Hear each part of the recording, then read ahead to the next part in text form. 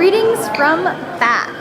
I've come to the only hot springs known in the UK, and it was found by the Romans, of course, and it is believed to have had healing powers.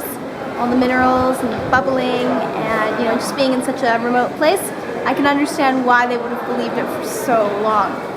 The mineral water behind me, you can see it's got that kind of turquoisey color, and it comes from the sacred spring, which was dedicated to Minerva Sola, which was the goddess of the sacred spring, and she was thought to bring healing, and she helped right wrongs. People who had had wrongdoings for them, anything from a stolen blanket to, you know, getting bumped in the street, would write a little curse and throw it into the spring. So, you know, anybody who's been annoying me, beware, I could curse you. And if you're interested, right here you can see where it's coming into the main pool. This is where the Romans and stuff would have been swimming and having a jolly good time. And sorry about the quick movement. If you go up here, you can actually see the sacred hot spring itself. So these are the sacred hot springs. If you look there, I'll zoom it in, you can see the bubbling water. This was believed to be the domain of the goddess, so people didn't come here just for casual swims. Well, the Romans didn't. The English did later on. They thought it was a pretty fantastic place for a hot tub. But the Romans would have come here, prayed to their goddess to bring healing, and there used to be a statue. I'm not sure if you can tell, but if you look down here, there's a bit of an outline of a rock. And there would have been statues on those sort of things, so it would look like the image of the goddess was walking on water, something, of course, only the divine can do. However, if you want some old-style treatments, it's believed that if you drink the water, it can help cure pretty much anything. People recommend it up to 5 liters of it a day. Being as it's full of minerals and trace elements, I'm not sure I'd recommend drinking that much of it, but I think what you see here are gemstones that they have found in the drains.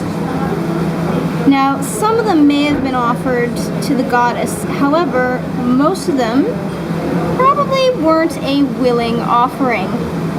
Rings weren't fashioned the same way they are now, and a lot of these, because they are just gemstones, probably had the glue come loose on them, and so as their wealthy owners were, you know, sitting, soaking in the hot water, the glue would have come loose, the gems would have come out, the owners would have been dismayed when they left the bath, and as the pools were cleaned, they would have just been scraped with anything else into the drainage.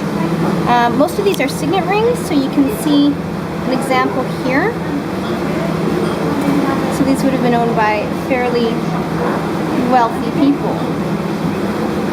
And I don't know about you, but if I was in the bath and I lost one of these things, because they would have been a lot more expensive back then, I would have been some pissed off.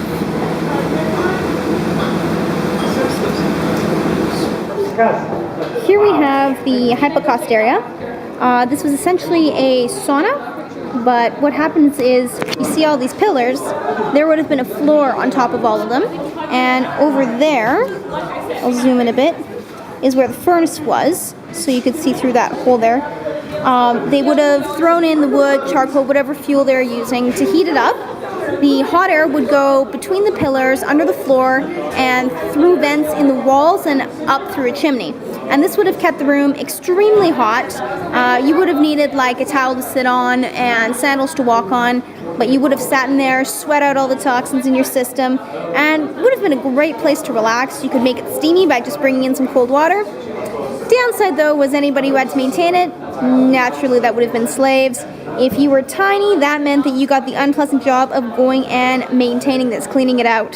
So I imagine it would have been a lot of like children or, you know, really skinny women and young men from any sort of slave houses they got. They would have had to go in there, scrape out all the soot, make sure there were no dead animals or anything like that that could offend the delicate smells of the wealthier people who got to come and enjoy them. Alright, so this is the spa water. It smells like minerals and sulfur and all that good stuff, but you can drink it. Supposedly it's supposed to be good for you, according to, well, doctors I maybe wouldn't trust, but